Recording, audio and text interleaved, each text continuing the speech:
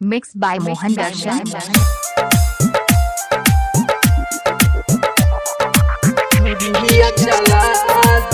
DJ Kanchan राज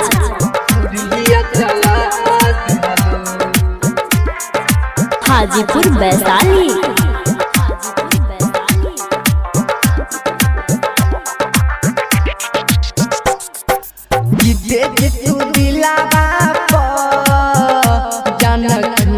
चला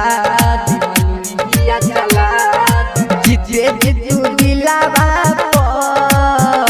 जान चूड़िया चला दिहलू तोहरा चलते भूलनी दुनिया तू तो हमके भुला दिहलू तोहरा चलते भूलनी दुनिया तू तो हमके भुला दिहलू तोहरा चलते भूलनी दुनिया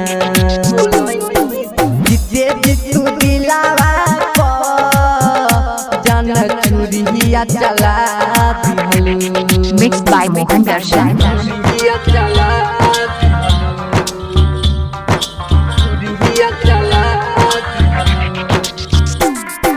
डीजे कंचन राज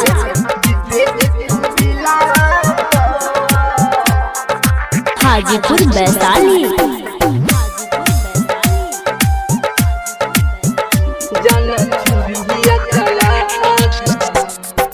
जंती जदी होई बुबे बापा नहीं दिला हवा लगई हो जंती जदी होई बुबे बापा नहीं दिला हवा लगई हो तोहरा चलते अखिया से नहीं लोला हवा बहई हो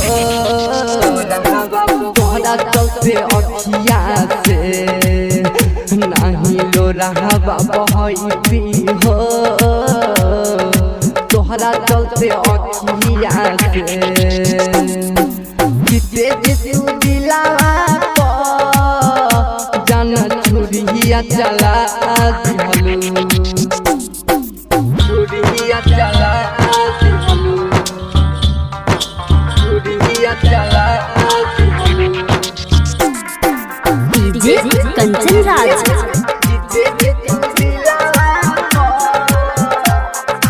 हाजीपुर वैशाली।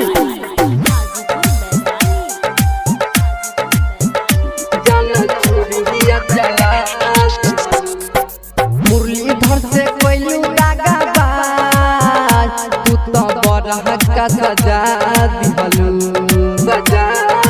मुरलीधर से कोई दागा बाज तू तो बड़ा का सजा दिहलू राइटर राजकुमार के काहे अपना बना लिहलू राइटर राजकुमार के काहे अपना बना लिहलू राइटर राजकुमार के